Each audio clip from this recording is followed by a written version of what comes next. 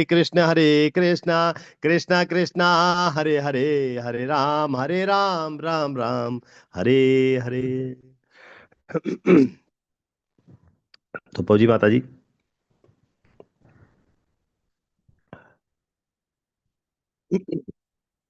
आज हरे ये कृष्ण। मेरा सौभाग्य है कि मैं भगवान रामचंद्र जी की कथा का आज से शुरुआत कर रहा हूं। भगवान जी के गुणगान गाने के लिए सब लोग गुणगान नहीं गा सकते। भगवान जी का गुणगान गाने के लिए भी मुझे लगता है कि सौभाग्य की जरूरत है। हमारे जितने गुरु लोग हैं, जितने आप वैष्णव लोग हैं, आप सब लोगों का मुझे आशीर्वाद प्राप्त है। शायद इसीलिए मैं इस आज रामायण की कथा का श्री गणेश करने जा रहा हूं। मुझसे कोई त्रुटि हो तो भगवान जी मुझे माफ करेंगे। क्यों? क्योंकि भगवान जी की गाथा गाना इतना आसान नहीं है। ठीक है। तो रामायण दो शब्दों से बना है, रामस्य प्लस अयन। रामस्य अयनम इति रामायण। ठीक है। तो इसका मतलब राम जी की यात्रा या राम जी का वास या राम जी का पथ, इसी को रामायण कहते हैं। अभी तक जो सर्वविदित है वो यही है कि रामायण जो थे वो सबसे पहले महर्षि वाल्मीकि जी ने बोली, और ये सत्य भी है। इसमें कुछ लोगों का मानना अलग अलग है। कुछ लोग इस बात को मानते हैं कि ये जो वाल्मीकि जी ने रामायण बोली, भगवान रामचंद्र जी से मिलने से भी पहले बोलते। जब ये पूरा राम भगवान जी का जो ये एपिसोड हुआ, इससे पहले ये रामायण लिखी जा चुकी थी। कुछ लोगों का मानना है कि ये बाद में लिखी। अब हम इसको अगली कक्षाओं में इसके बारे में विस्तार से चर्चा करेंगे कि ये कब लिखी, कैसे लिखी, कैसे नहीं लिखी, है ना। तो वाल्मीकि जी से बाद तुलसीदास जी की रामायण जो प्रचलन में है, वो तुलसीदास जी की रामायण भी है। ठीक है। उस पे भी हम डिटेल में चर्चा करेंगे। मैंने जो पहला अपना सेशन शुरू किया था वो सिर्फ वाल्मीकि रामायण पे किया था, लेकिन मुझे मुझे लगा, मैंने हिज ग्रेस अभिराम पौ जी से भी बात की कि बहुत सी चीजें ऐसी हैं जो तुलसी कृत रामायण में भी अति सुंदर है। तुलसी बाबा ने बहुत अच्छा लिखा है कई जगहों में। तो हम अगर उनको ना चर्चा करें तो वो भी जो है वो ठीक नहीं रहेगा। तो हम प्रयास करेंगे कि दोनों चीजें जो तुलसीकृत रामायण में है वो भी आए, और जो वाल्मीकि रामायण में है उनकी चर्चा भी हो। मैं अगली कक्षाओं में ये कंपैरिजन करके भी बताऊंगा कि अंतर क्या है वाल्मीकि जी की रामायण में और तुलसी जी की रामायण में, अंतर क्या है। क्यों? क्योंकि जो प्रचलन में है आज के समय में वो तुलसी कृत रामायण। सभी लोगों ने वही चौपाइयां भगवान जी के सुनी है राम कथा की, है ना। और इसी के बारे में ज्यादा के लोगों को पता है। लेकिन अंतर क्या था, कहां कहां अंतर है? तो देखिए, हम पहले तो ये बात करें कि क्या ये ऋषि वाल्मीकि जी ने ही लिखी थी? तो जो वाल्मीकि जी ने रामायण लिखी उसमें लगभग 24,000 श्लोक हैं और 7 कांड है। इसके अलावा कोई 300 भाषाओं में अलग अलग रामायण भी लिखी गई, या 300 भाषाओं ना कहूं, लेखाकारों कहूं तो लेखाकारों ज्यादा अच्छा होगा।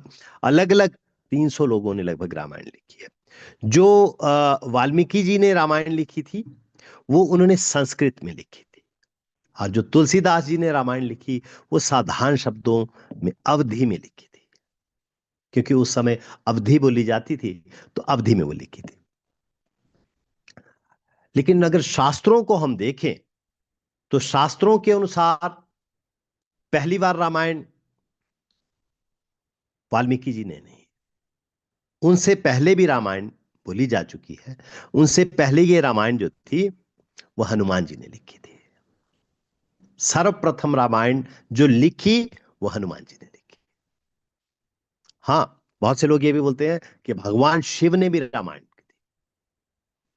सर्वप्रथम हनुमान जी से भी अगर पहले अगर बोले तो मैया पार्वती को जो अगर रामायण सुनाई, राम कथा सुनाई, भगवान शिव ने सुनाई, लेकिन वो लिखी नहीं।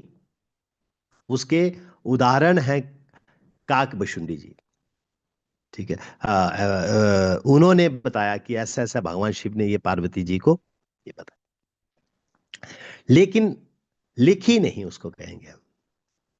भगवान शंकर ने ये कथा सुनाई। जो लिखी की बात है वो लिखी सबसे पहले हनुमान जी।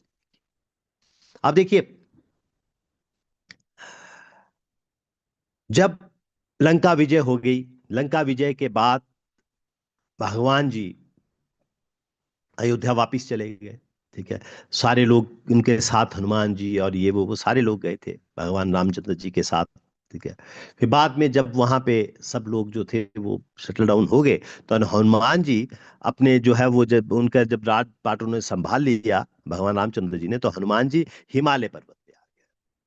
और हिमालय पर्वत पे राम राम राम बस एक ही नाम।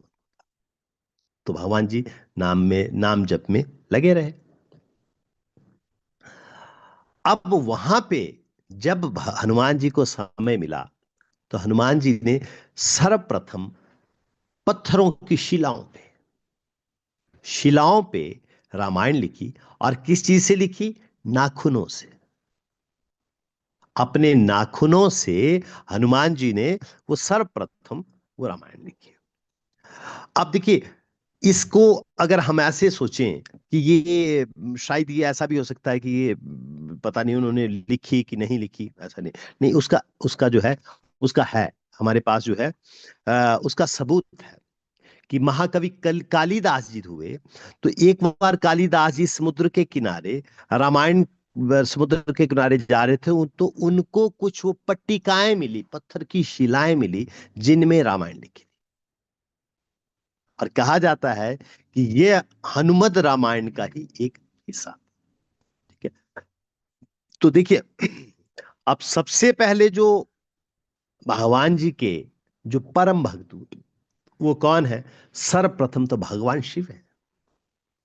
भगवान शिव से बड़ा वैष्णव कोई भी नहीं। इसीलिए बोला गया ना, वैष्णवान यथाशम। भगवान शंकर, उनके बराबर कोई भी वैष्णव नहीं हो सकता है। तो जब वाल्मीकि जी ने अपनी रामायण लिखी, तो भगवान शंकर के पास जो थे, वो वाल्मीकि जी उसको करवाने के लिए गए, सत्यापन करवाने के लिए गए, है ना, कि भगवान शंकर आप ये देखिए, इसको क्या आप करते हैं, अप्रूव करते हैं कि नहीं। कि भगवान शंकर जी ने अगर अप्रूव कर दी तो इसका मतलब वो तो बिल्कुल ठीक है। तुलसीदास जी ने जो अपनी रामायण लिखी थी, वो भी ऐसा ही किया था। वो मैं जब तुलसीदास जी की बारे में चर्चा करूंगा तो मैं वो भी बताऊंगा कि कहां पे उस रामायण का सत्यापन हुआ। तो क्या हुआ कि वाल्मीकि जी अपनी रामायण को लेके चले गए कैलाश पर्वत पे। और कैलाश धाम पे उन्होंने देखा कि मेरे से पहले वहां हनुमान जी ऑलरेडी बैठे हैं। और हनुमान जी के पास वो बड़ी बड़ी सामने रखी शिलाएं रखी हैं, और इन उन शिलाओं पे कुछ लिखा हुआ है। तो वाल्मीकि जी को बड़ी उत्सुकता आई कि इन शिलाओं पे क्या लिखा होगा। तो जैसे पास गए और उन्होंने प्रयास किया, तो देखा ये तो राम कथा है। अब उस राम कथा को जब तुलसीदास जी ने देखा, सॉरी वाल्मीकि जी ने देखा, तो वाल्मीकि जी ने क्या किया कि उसको जिज्ञासा बस हनुमान जी से पूछा कि हनुमान जी, ये राम कथा किसने लिखी? ये तो बड़ी अद्भुत है। तो हनुमान जी तो हनुमान जी है। ठीक है। तो हनुमान जी ने बोला कि इस दास ने इसको लिखा है, प्रयास किया है लिखने का। अब जब वाल्मीकि जी को वो रामायण जैसे ही वाल्मीकि जी की उन्होंने पढ़ी, सॉरी हनुमान जी की पढ़ी, तो वाल्मीकि जी बड़े निराश हो गए। हनुमान जी ने पूछा, अब छलक जाता ना एकदम से, हम निराश हो जाएं किसी चीज से तो एकदम से चेहरे पे छलक जाता है। तो हनुमान जी ने पूछा कि क्या बात, और हनुमान जी तो अंतर्यामी है, कि वाल्मीकि जी आप कुछ निराश हो गए, क्या बात? बोले नहीं नहीं, बस ऐसे ही। नहीं, बोले फिर भी बताओ तो सही क्या बात। बोले जी मैंने भी एक छोटी सी पोथी लिखी है भगवान जी की, राम जी की कथा के रूप में, लेकिन जब मैंने आपकी रामायण पढ़ी तो लगता है कि ये मेरी रामायण तो कहीं खड़ी नहीं होती है। ठीक है। तो अब मैंने जो इतना समय लगाया भी, इतना प्रयास भी किया, लेकिन वो मुझे लग नहीं रहा है कि इसमें कुछ मुझे ज्यादा होगा। तो हनुमान जी ने बोला कोई बात नहीं। हनुमान जी ने एक कंधे पे वाल्मीकि जी को बिठा लिया, और दूसरे कंधे पे वो शिलाएं जिन पे उन्होंने रामायण लिखी थी, उन रामायण की शिलाओं को उठा लिया। तो वाल्मीकि जी ने पूछा भगवान कहाँ जा रहे हैं? बोले नहीं नहीं, थोड़ा घूम के आते हैं, देखो सैर करके आते हैं। ठीक है। और ले गए जी। बीच समुद्र में जाके हनुमान जी ने वो शिलाएं जिनके ऊपर उन्होंने वो राम कथा लिखी थी, उन शिलाओं को प्रवाहित कर दिया, बीच समुद्र में प्रवाहित कर दिया। अब वाल्मीकि जी ने बोला भगवान क्या कर रहे हैं, क्या कर रहे हैं? बोले आपने बड़ी मेहनत से ये रामायण लिखी है, भगवान जी का गुणगान लिखा है, और बहुत अच्छा लिखा है। तो मेरी रामायण को मैं नहीं चाहता कि आपको निराशा हो, तो मैंने ये रामायण तो वही मैंने बोला कि महाकवि कालिदास जी को वो जो पट्टिकाएं मिली थी, वो क्योंकि समुद्र में हनुमान जी ने वो प्रवाहित की थी, तो कोई पट्टिका वहीं से जाके कालिदास जी के हाथ में आ गई थी, जिनको उन्होंने बाद में बताया। ठीक है। अब ये सारा देखने के बाद वाल्मीकि जी तो बिल्कुल एकदम, बिल्कुल वो हसपद हो गए। ये क्या किया जाए, ये ऐसा इतना कुछ लिखा है हनुमान जी ने, और ये सारा इन्होंने बिल्कुल मेरे इतनी सी मेरी खुशी के लिए इन्होंने प्रवाहित कर दिया। ठीक है। तो वाल्मीकि जी ने बोला कि भगवान आपका गुणगान करने के लिए तो मुझे दोबारा जन्म लेना पड़ेगा। इस जन्म में तो मैंने आपको देखो दुख ही दिया, क्यों? क्योंकि आपने इतनी सुंदर वो लिखी, और मैंने जो है वो उस पे निराशा की, जिसकी वजह से आपने जो है वो कर दिया। तो मैं आपका गुणगान करने के लिए एक और जन्म। और गोस्वामी तुलसीदास जी कहते हैं कि वाल्मीकि जी का ही अगला जन्म, वाल्मीकि जी का अगला जन्म गोस्वामी तुलसीदास जी था। और गोस्वामी तुलसीदास जी ने रामचरितमानस को लिखने से पहले हनुमान चालीसा लिखी थी। इसीलिए तुलसीदास जी ने राम कथा लिखने से पहले जो था वो क्या लिखा, हनुमान चालीसा लिखी, जिसमें उन्होंने हनुमान जी की स्तुति की। ठीक है। तो ये एक छोटा सा कालिदास सॉरी वाल्मीकि जी का और तुलसीदास जी का मैंने छोटी छोटी रामायणों के बारे में आपको बताया। इसके बारे में डिटेल में हम चर्चा करें, ये भी डिटेल में चर्चा करेंगे कि वाल्मीकि जी कौन थे, वाल्मीकि जी के बारे में क्या क्या दंत कथाएं हैं, क्या सत्य है क्या असत्य है, ये सारी बातें हम डिस्कस करेंगे। तुलसीदास जी कैसे बने? ठीक है। तो वो दोहा सुना है ना आपने, तुलसी तुलसी सब कहे, तुलसी वन की घास, हो गई कृपा राम की बन गए तुलसीदास। वो तुलसीदास कैसे बने, ये कथा भी हम विस्तार में करें। और इन दोनों ने जो जो रामायण लिखी, उनमें क्या समानताएं हैं, क्या भिन्नताएं हैं, इनको भी हम बहुत विस्तृत रूप से इनकी चर्चा हम करेंगे अपने अगले के सेशंस में। तो अभी देखिए, छोटा छोटा आज मैं इंट्रोडक्शन देने की कोशिश करूंगा, और ऐसे ऐसे चेहरों को रामायण में, भगवान राम की कथा तो हम विस्तार में करेंगे, लेकिन पात्र ऐसे पात्र जिनकी चर्चा बहुत कम की गई, रामायण के बारे में जिनकी चर्चा बहुत, रामायण में जिनकी चर्चा बहुत कम सुनी गई, मैं प्रयास करूंगा कि उनको छोटी छोटी इंट्रोडक्शन देके हम जो उनपे लिखे। हालांकि रामायण के पात्र ऐसे हैं, अद्भुत पात्र हैं, जिनमें एक एक के ऊपर हम पीएचडी कर सकते हैं। एक एक पात्र। क्यों? क्योंकि वो जो सारे पात्र हैं वो सारे के सारे भगवान जी के धाम से। तो मैं कुछ पात्रों पे प्रकाश डालने का प्रयास करूं। तो चार बच्चे पैदा हुए, थोड़े थोड़े अंतर, थोड़े थोड़े अंतर, ठीक है। जुड़वा समझ लो, जैसे जुड़वा पैदा होते हैं वैसे ही कोई, क्यों क्यों क्योंकि अंतर ही बहुत कम कम था, ठीक है। तो चारों बच्चे जो थे वो लेटे थे। जैसे मान लीजिए जब वो छठी हो गई, ठीक है, वो शुद्धि हो गया, तो शुद्धि के बाद अब सारी दुनिया जो देखना चाहती थी, सारा दुनिया। अब देखिए, मैं यहाँ एक छोटी सी और आपको चर्चा कर दूं। भगवान कृष्ण का जन्म हुआ रात को 12 बजे, और भगवान रामचंद्र जी का जन्म हुआ दिन के 12। अब जब दिन के 12 बजे चंद्रमा चंद्रमा तो हो ही नहीं सकते हैं, क्यों? क्योंकि उस समय सूर्य भगवान थे। तो चंद्रमा बड़े उदास, बहुत उदास, मुंह लटकाया हुआ। भगवान जी ने देख लिया। अब जैसे ऐसे लेटे हुए, तो पालने में लेटे, तो शाम को जैसे चंद्रमा जी आए, तो भगवान जी ने देखा चंद्रमा का चेहरा तो बड़ा लटका हुआ। तो चंद्रमा, क्या बात? बहुत उदास। तो भगवान जी, कोई बात नहीं, ऐसे ही बोले, नहीं नहीं, फिर भी कारण तो बताओ, कारण तो बताओ। बोले जी, मेरी तो बहुत उम्मीद थी कि आप, जब मैं होता हूं तब आए।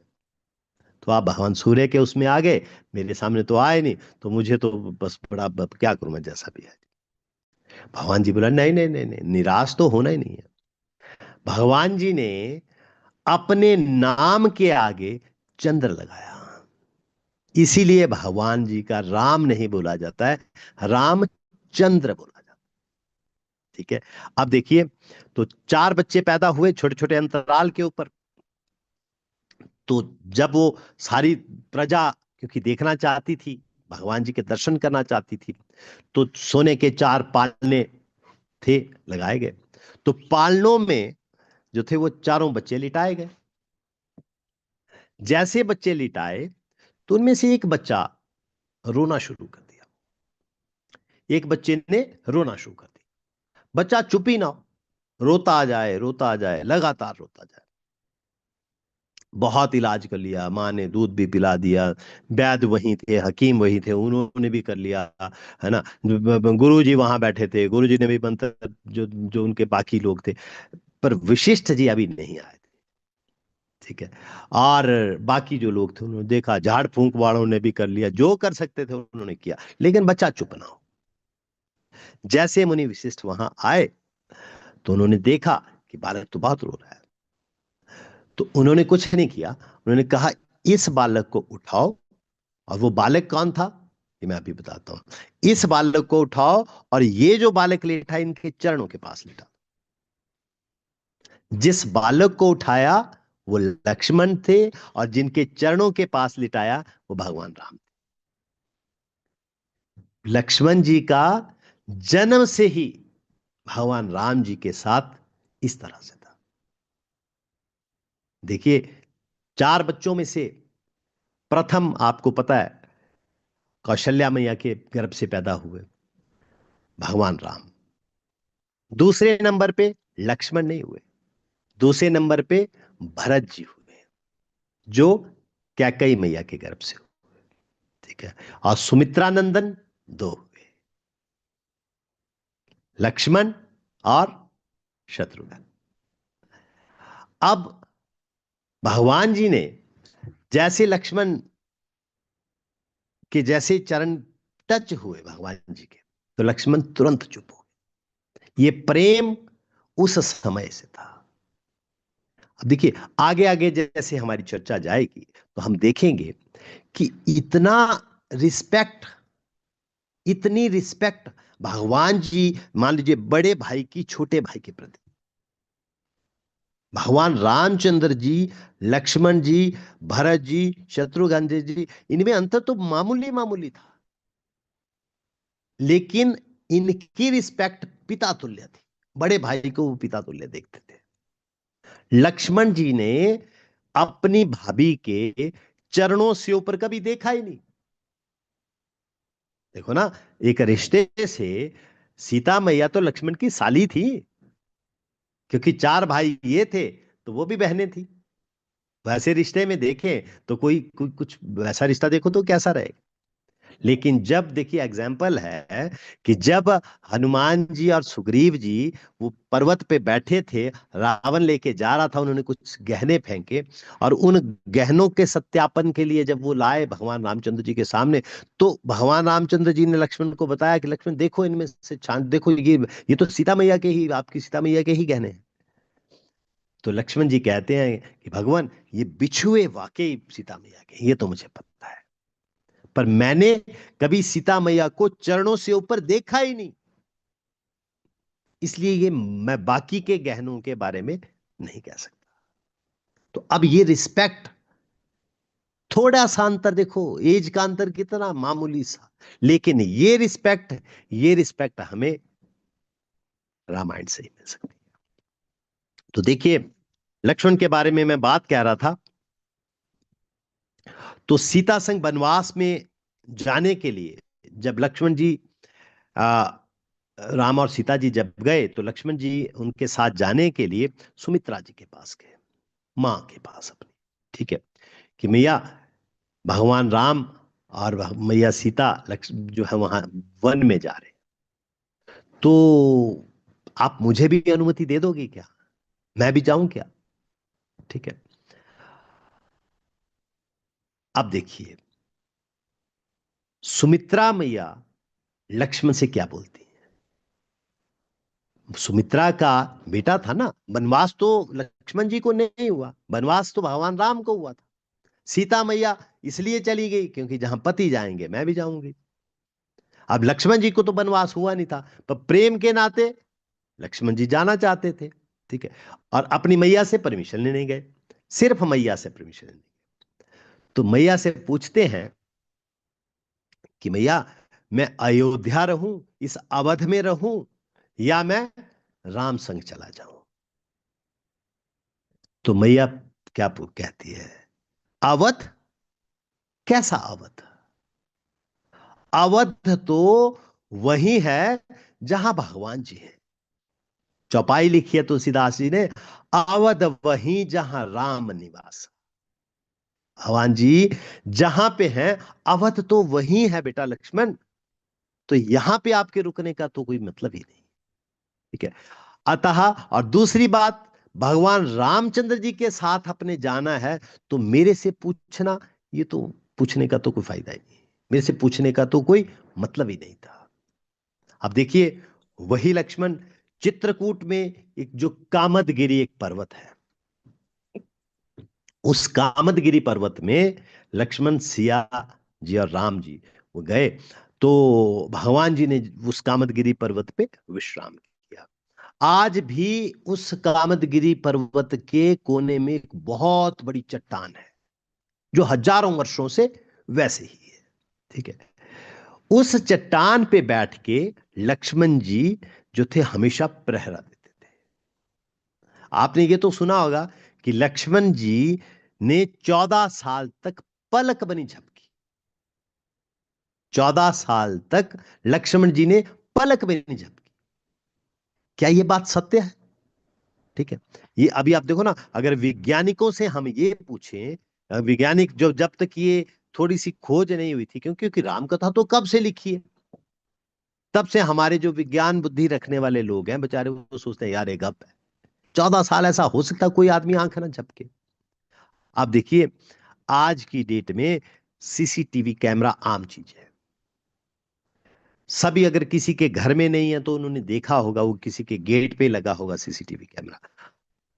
तो उस सीसीटीवी कैमरा में मोशन सेंसर्स लगे रहते हैं, ठीक है, जिसे कि हम एआई टेक्नोलॉजी कहते हैं। आज तो ये सिंपल होगी ना एआई टेक्नोलॉजी, अब तो मोबाइल फोन में भी आ गई एआई टेक्नोलॉजी, है ना, इंटेलिजेंस, आर्टिफिशियल इंटेलिजेंस जिसको हम बोलते हैं। तो लक्ष्मण जी क्या करते थे, ऐसा थोड़ी निद्रा नहीं आती थी, निद्रा आती थी, लेकिन लक्ष्मण जी आंख नहीं बंद करते,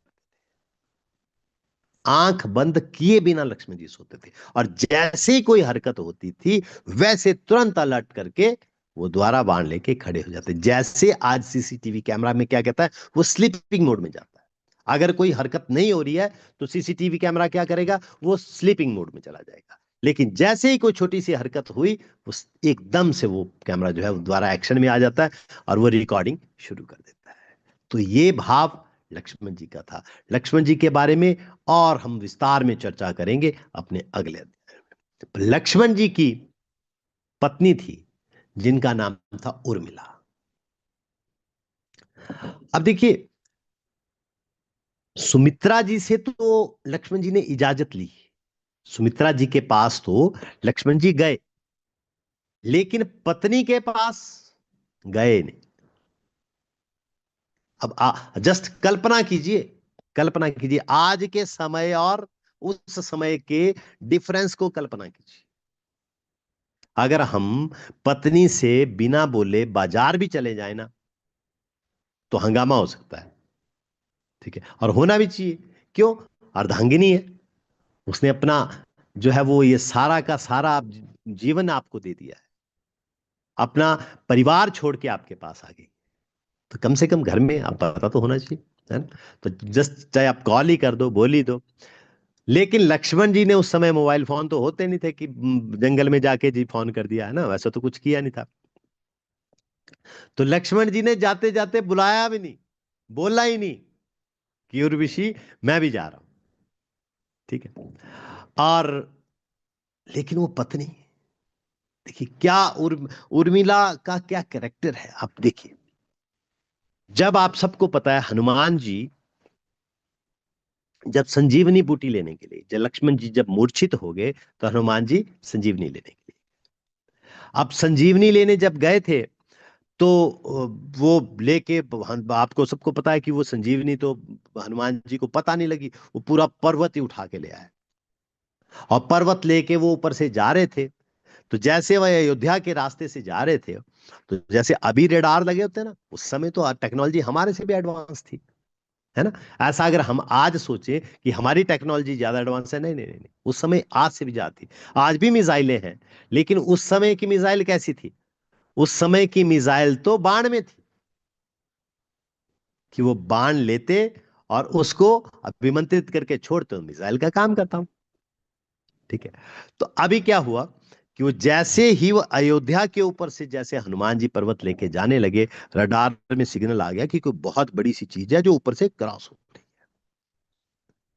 फिर हम सब ने नाटकों में भी देखा, रामलीला में भी देखा, रामायण सीरियल में भी देखा कि क्या करते हैं कि वो बिना फर का वाण यहां से भरत जी चला देते हैं, और वो हनुमान जी को लगता है हनुमान जी धरती पे आ जाते हैं। ठीक है? अब वो ऐसा कैसे था? आज के युग से उसको समझाएं तो कैसा? देखिए, अब यहां से दुश्मन देश का जहाज आ रहा है। ठीक है, अगर दुश्मन देश का जहाज यहां से आ रहा है, तो क्या होगा? दूसरा देश, जिस देश में वो एंटर कर रहा है, वो क्या करेगा? अपने विमानों को तुरंत फ्लाइट जेटों को भेजेगा, और उस जहाज को वहां से वो घेर देगा, और उस जहाज को मजबूर करेंगे नीचे उतारने के। अगर वो नहीं उतारते, तो मिसाइल से उसको खत्म कर देंगे। यही आज की टेक्नोलॉजी है, यही टेक्नोलॉजी उस टाइम भी था। उन्होंने वो जो वाण भेजा था, वो ऐसी मिसाइल भेजी कि जिससे वो बाधित हो गए उसको नीचे उतरने के लिए, नहीं तो वो ब्लास्ट होता। हाँ, हालांकि वो ये तो हनुमान जी से बड़ा तो कुछ नहीं है ना, हनुमान जी तो हनुमान जी। मगर ये कथा चलनी है, इसलिए हनुमान जी जो थे वो हर एक पार्ट में आए हैं।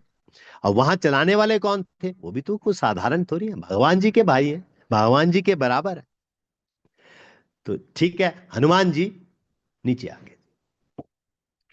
तो अगर हम तुलसी के रामायण के हिसाब से देखें, तो हनुमान जी को मूर्छा आ गई, वो बिना फर का बाण लगने से। अब जैसे हनुमान जी नीचे आके गिरे, तो हनुमान जी के मुख से तो हमेशा चला जाता था, हे राम हे राम, राम राम राम। जैसे भरत जी पास में गए और सुना राम राम राम, राम का नाम हो रहा है, एकदम से धनुष बाण छूट गया भरत जी के हाथ से, और तुरंत गए, भैया आप राम जी का नाम ले रहे हो, क्या बात, कैसे? ठीक है, और जैसे ही भरत जी को पता लगा कि ऐसे ऐसे लक्ष्मण जी जो थे वो किसी संकट में हैं, और हनुमान जी जो है वो किसी संजीवनी बूटी लेके वहां पे जा रहे हैं, तो ये एकदम भरत जी तो बहुत उदास हो गए, अपने आप को कोसने लगे कि देखो, मैंने भगवान जी का और अच्छा तो क्या करना, पर जो चीज जा रही है भगवान जी की सेवा में जा रही है, मैंने उसमें भी बाधा डाल। ठीक है। एकदम जैसे अब इकट्ठे हो गए थे ना सैनिक सुनिक ये वो, जैसे नीचे आए तो चर्चा तुरंत पड़ चली गई कि राम के दूत आए हैं, हनुमान जी आए हैं जो राम जी के यहां से आए। पास में रनिवास था, रानियों का, मतलब रानियों का महल था। ऐसा जब पता लगा कि भगवान राम जी के दूत आए हैं, तुरंत रानियां आ गई, तुरंत दौड़ते हुए आ गई।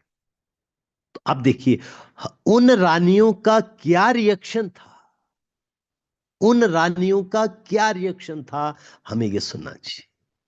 इसी से पता लगेगा कि हमें क्या संस्कार मिलते, क्या संस्कार हमें मिले हैं, क्या हमें देने चाहिए। सर्वप्रथम कौशल्या जी का परिचय हुआ हनुमान जी से।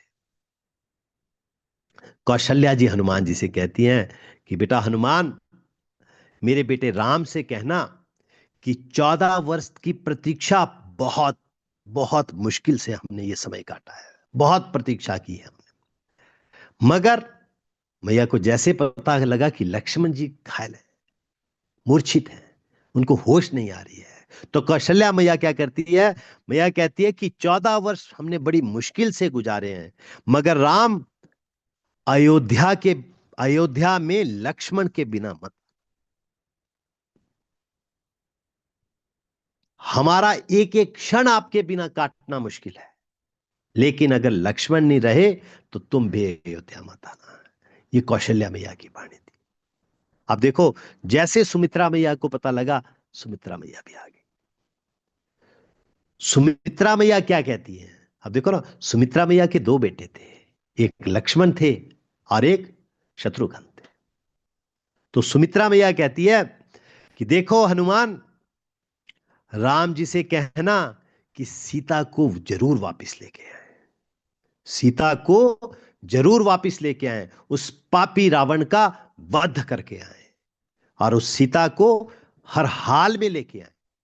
मेरा एक बेटा अगर मूर्छित है कोई बात नहीं, मेरा बेटा अगर दिवंगत भी हो जाता है, एक बेटा अगर चला भी जाता है, तो दूसरा बेटा मेरे पास है, तुम बोलोगे तो मैं दूसरे बेटे को उसी समय भेज दूंगी, लेकिन सीता के बिना अयोध्या मत आना। ये दूसरी मां का चर्चा था। देखिए, सब दुखी हैं हनुमान जी को लेके, उन लक्ष्मण जी को लेके, वनवास को लेके, लेकिन एक हनुमान जी देखते हैं कि एक उर्मिला जी है, बड़ी प्रसन्न मुद्रा में, उछलती कूदती, दूध का गिलास लेके हनुमान जी के पास आती, चहकती हुई हनुमान जी के पास लेके आती, ये लीजिए हनुमान लला, ये दूध पी लीजिए। हनुमान जी ने चरण पकड़ लिए, अरे मैया, आपका पति मूर्छित है, मृत्यु शैया पे है, और आप प्रसन्न दिख रही हैं, कितनी बड़ी देखो, माताएं तो माना, आप तो पत्नी है, आपको यह पता है कि आपके लक्ष्मण जी के प्राण संकट में है, कभी भी प्राण जा सकते हैं, और आप इतने प्रसन्न होकर मेरे को दूध पिला रही है ना। यहां एक एक क्षण भारी है। क्यों? क्योंकि वैद्य ने कहा है कि अगर सूर्य उदय से बाद तुम आए तो लक्ष्मण जी के प्राण नहीं बच सकते, सूर्योदय से पहले ही आना पड़ेगा। तो एक एक क्षण इतना कीमती है, और आप मेरे को दूध पिला रही है ना। कहां तो आपको बोलना चाहिए था जल्दी जाओ जल्दी जाओ, और आप बोल रही हैं। अब जो उर्मिला जी ने हनुमान जी को कहा वो सुनने लायक है। उर्मिला जी कहती हैं, हनुमान जी, आपसे ये किसने कह दिया कि मेरे पति के प्राण संकट में? ठीक है। हनुमान जी कहते हैं, भाई मैं तो खुद देख के आया हूं, आप बोल रहे हो कि कहता कौन है, मैं तो खुद देख के आया हूं। अब देखिए उर्मिला जी कहती हैं,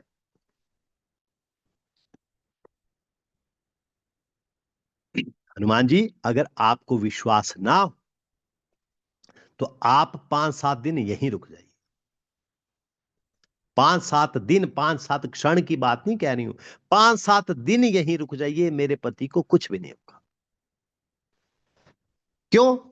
क्योंकि जम्हाई लेते समय भी, जिस समय लक्ष्मण जी जम्हाई भी लेते हैं, तो जिस राम का नाम वो लेते हैं, आज वो लक्ष्मण उन्हीं राम जी की गोदी में लेटे हैं। हनुमान जी यमराज जी को तो छोड़ो, महाकाल की भी ये हिम्मत नहीं है कि वो राम जी की गोदी से मेरे लक्ष्मण को उठा सके। ये विश्वास था, ये विश्वास था उर्मिला जी को। अब ये देखिए, उर्मिला जी के बारे में और बहुत से विस्तार में चर्चा है, हम अगली कक्षाओं में करेंगे। आज मैं छोटा सा इंट्रोडक्शन भरत जी का लेता हूं। भरत जी के बारे में बहुत कम बोला गया है।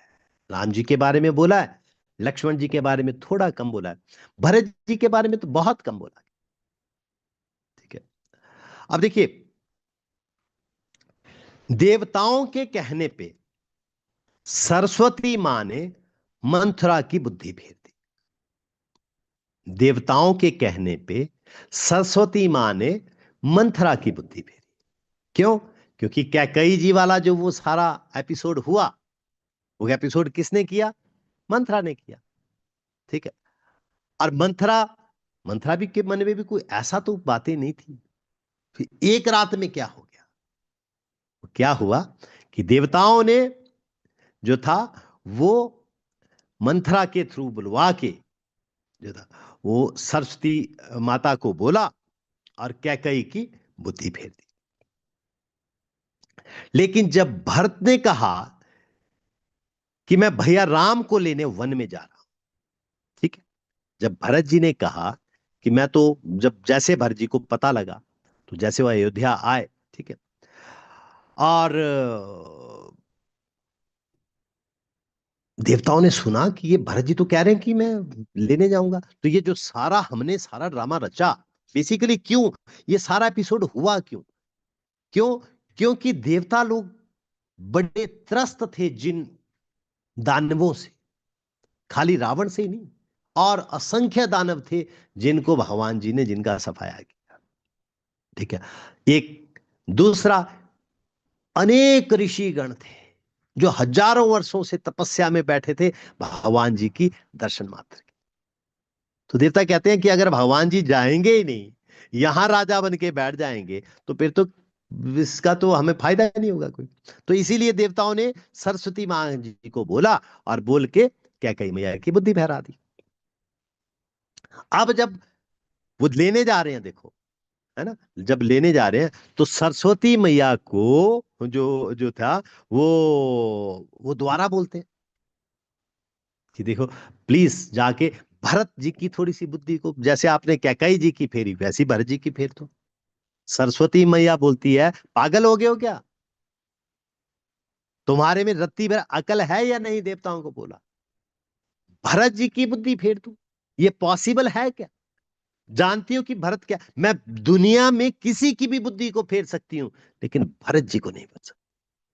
देखो ना, अगर हम भरत जी की बात करें, भरत जी तो ननिहाल में थे अपने, ठीक है, और उन्हें तो ये बताया भी नहीं गया था कि उनके पिताजी जो थे वो महाराज दशरथ जी नहीं रहे। ठीक है, उनको दूत भेज के बुलाया गया कि कोई विशेष कार्य है, कोई इमरजेंसी है, जिसके लिए आप प्लीज आ जाइए। इसके अलावा कुछ नहीं बोला गया। ठीक है, अब जैसे वापिस आ गए, इमरजेंसी बताई, तो भरत जी वापिस आ रहे हैं ननिहाल से अपने। तो घर से बाहर, अयोध्या की सीमा से बाहर एक मंदिर था जिसका नाम है नंदीग्राम। उस नंदीग्राम में जो था वो इनके सभी पूर्वजों का एक मंदिर सा बना था। ठीक है, भरत जी रुके भी, चलिए ये जो पूर्वज हैं हमारे, ये जो दिवंगत आत्माएं हैं, इनको थोड़ा सा मिलके जाऊं, इनसे जो है वो प्रणाम करके जाऊं। अब पुरोहित ने हाथ में पूजा की थाली दी, और सर्वप्रथम पुरोहित जो है वो पृथु महाराज जी का जो विग्रह बना था, जो फोटो बनी थी, उनके पास लेके। ठीक है, तो वो पृथु जिनके नाम पे ये पृथ्वी कहलाई। ठीक है, वो रघु जी जिनके नाम से ये रघुकुल कहलाया। ठीक है, वो फिर वो उसके बाद वो मानधाता उनके पास आए, राजा बलि जिन्होंने कि अपने मांस को काट काट के दे दिया था। ठीक है। और फिर पूजा करते करते वो दिलीप जी तक आए, और दिलीप जी के बाद उन्होंने जैसे देखा तो अगली मूर्ति किसकी है? महाराज दशरथ की। जैसे दशरथ जी की मूर्ति देखी तो उनके हाथ से थाली छूट गई। बोले पिताजी? बोले हाँ, पिताजी दिवंगत हो गए, पिताजी नहीं रहे। अरे, जैसे ही उन्होंने सुना कि पिताजी नहीं रहे, ठीक है, बोले आखिर क्यों, क्या हो गया पिताजी को, क्या हुआ था, बीमार हुए, क्या हुआ, कैसे कैसे? बोले क्योंकि राम जी को वनवास हो गया था। राम जी को वनवास हो गया था? मतलब पिताजी के दिवंगत होने की खबर कम थी क्या, जो राम जी को वनवास हो गया था? तो भरत जी ने कुछ नहीं देखा, उठे, घोड़े पे छलांग लगाई और घोड़ा दौड़ा के तुरंत तुरंत और तुरंत अंदर महल में आ गए।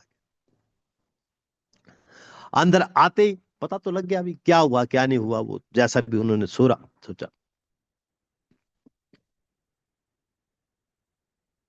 हनुमान जी आ, फिर उसके बाद क्या किया देखिए, भरत जी ने अपने सारे रिश्तेदारों को,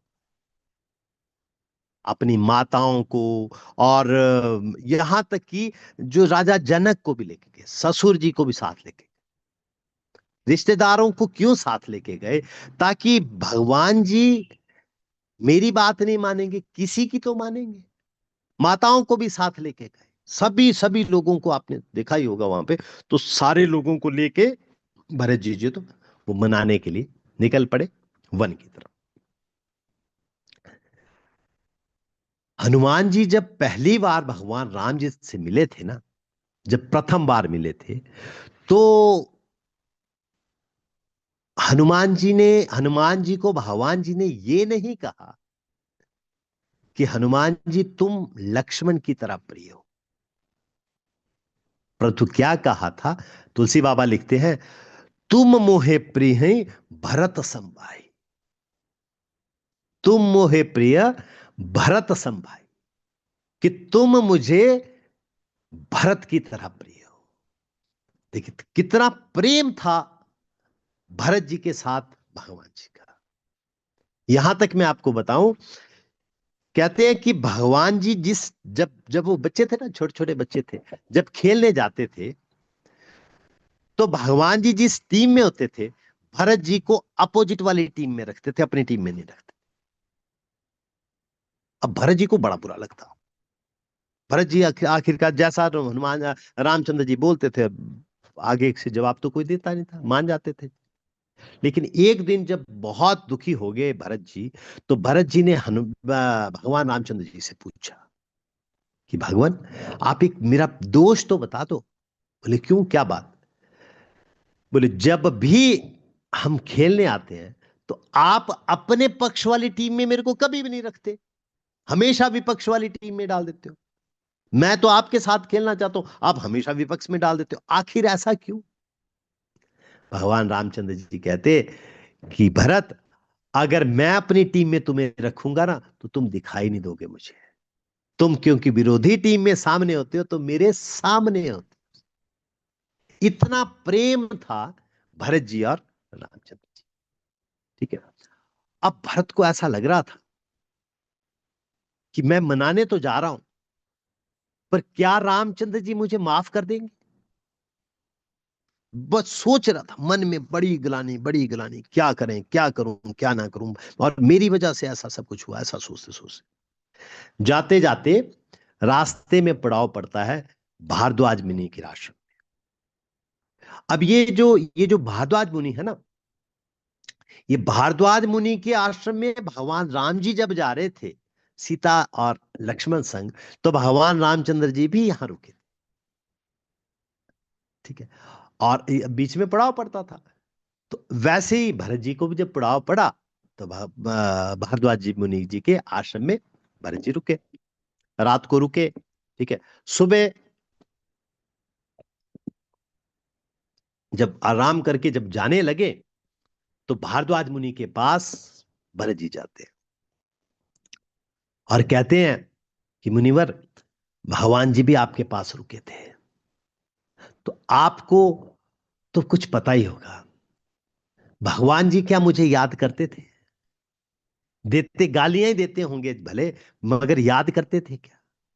ठीक है, भगवान जी मुझे माफ कर देंगे या नहीं कर देंगे? देखो, ऐसी गलती जो भरत जी ने की ही नहीं थी, ऐसी गलती जो कभी नहीं की थी भरत जी ने, लेकिन उस गलती के लिए भी वो इतने पश्चाताप में हैं कि क्या भगवान जी मुझे माफ कर देंगे?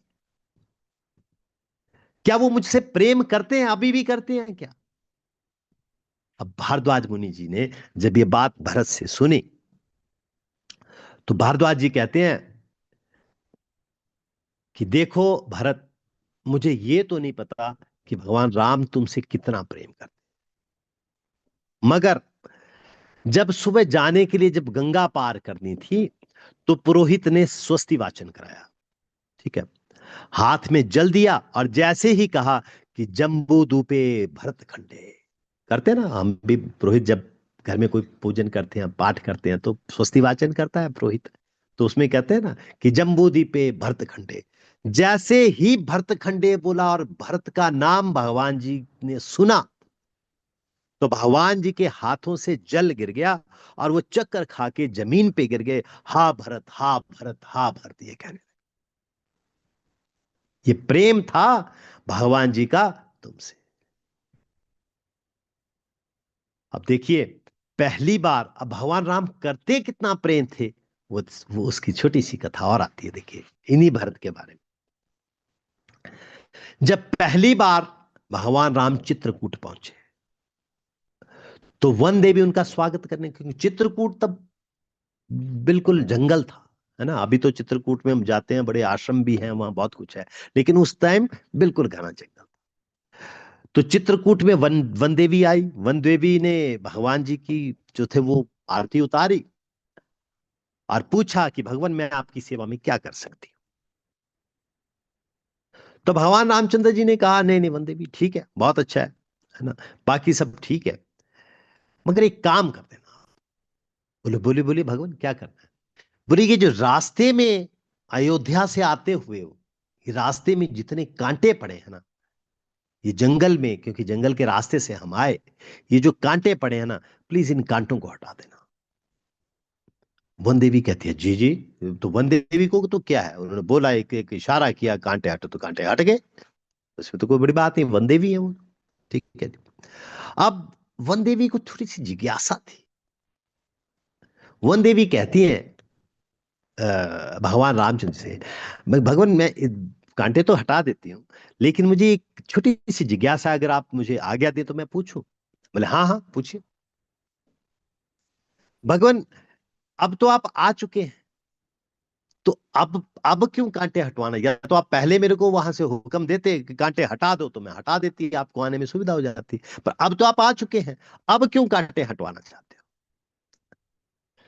तो भगवान राम कहते हैं कि वन देवी, मुझे पक्का विश्वास है कि मुझे ढूंढते ढूंढते मेरा भाई भरत यहां जरूर आएगा, और उस मेरे भाई भरत को कहीं कांटे ना चुभे, इसलिए मैं इन कांटों को हटाना चाहता हूं। वन देवी कहती हैं कि भगवान, आपका भाई, आपके भाई को कांटे ना चुभे, तो वो तो महाराज है, अभी आज की डेट में तो सम्राट है अयोध्या के, है ना। तो वो इतने नाजुक हैं कि वो उनको कांटे चुभ जाएंगे? अब देखिए भगवान जी का उत्तर, देखिए भगवान जी कहते हैं, नहीं नहीं नहीं वन देवी, भरत तो इतने बलशाली है कि तुम्हारे कांटे तो क्या, इंद्र का अगर वज्र भी भगवान जी को भरत जी को लग जाए, तो वज्र भी टूट जाएगा, चूर चूर हो जाएगा, उनको कुछ नहीं होने वाला। तो बंदी भी कहती, फिर आप ऐसा क्यों करना चाहते हैं? बोले, जैसे ही अगर एक कांटा भी भरत को यहां पे लग गया ना, तो भरत ये सोचेगा कि देखो, आज मेरी वजह से ये कांटा भगवान जी को लगा। ये प्रेम, ये प्रेम था भगवान जी का भरत जी के प्रति। भरत जी की कथा जितनी जितनी विस्तार में की जाए उतनी कम है। आपको याद होगा नंदीग्राम में जाके भगवान जी जब जब जब यहाँ पे भगवान जी नहीं माने, रामचंद्र जी नहीं गए, ठीक है, तो अपनी उन्होंने चरण पादुकाएं जो थी वो दे दी थी, क्यों चरण पादुकाएं मांगी भरत जी ने, ठीक है। तो भरत जी की चरण पादुकाएं लेके भरत जी जो रामचंद्र जी की चरण पादुकाएं लेके आए, तो अयोध्या में नहीं रहे, कहा नंदीग्राम, जो घर से दूर था, सीमा से, राज्य की सीमा से बाहर। दिन को आते थे वो राज्य में, लेकिन शाम को क्या करते थे, वहां से चले जाते नंदीग्राम। और नंदीग्राम में जाके वहां कैसे रहते थे पता है? क्योंकि उनको पता था वो क्यों रहते थे नंदीग्राम में, राजमहल में क्यों नहीं रहते थे, क्योंकि उनको पता था कि जब अब भगवान राम जंगल में रहते हैं तो फिर मैं भी जंगल में रहूंगा, फिर मैं भी महलों में नहीं रहूंगा। इसलिए वो महलों की सीमा से बाहर नंदीग्राम में रहते थे। और नंदीग्राम में रहते कैसे थे? भूमि में गड्ढा करते थे 6 फुट नीचे, भूमि में एक गड्ढा किया हुआ था 6 फुट नीचे। क्यों? क्योंकि जमीन पे तो भगवान राम सो रहे हैं ना, जंगल में भूमि शैया पे तो रामचंद्र जी सो रहे हैं, तो भगवान जी के बराबर तो नहीं मैं सो सकता। इसलिए क्या करते थे, 6 फुट नीचे एक गड्ढा खोद के वहां पे आसन लगाया था, वहां पे भरत जी रहते थे, और उस आसन से हमेशा आवाज आती रहती थी, राम राम। ये प्रेम था भरत जी का भगवान राम जी के प्रति, और ये प्रेम था भगवान रामचंद्र जी का भरत जी के प्रति। तो आज हम यहीं पे भरत जी के इस कथा पे अपने वाणी को विराम देंगे, कि आज मेरा समय हो गया है। इसमें बहुत से ऐसे कैरेक्टर हैं जिनमें मैं थोड़ा थोड़ा थोड़ा थोड़ा इनको टच करूंगा, ऐसे कैरेक्टर्स को टच करूंगा जिनके बारे में अभी तक हमने बहुत कम सुना है। तो आप लोगों का बहुत बहुत धन्यवाद जो आप लोग आए इस कथा में, आपने मेरा इसलिए। तो आज की इस चर्चा से अगर किसी का कोई प्रश्न हो तो मैं उस प्रश्न को ले सकता हूँ। हरे कृष्ण प्रभु जी, दंड प्रणाम। धन्यवाद। हरे कृष्णा।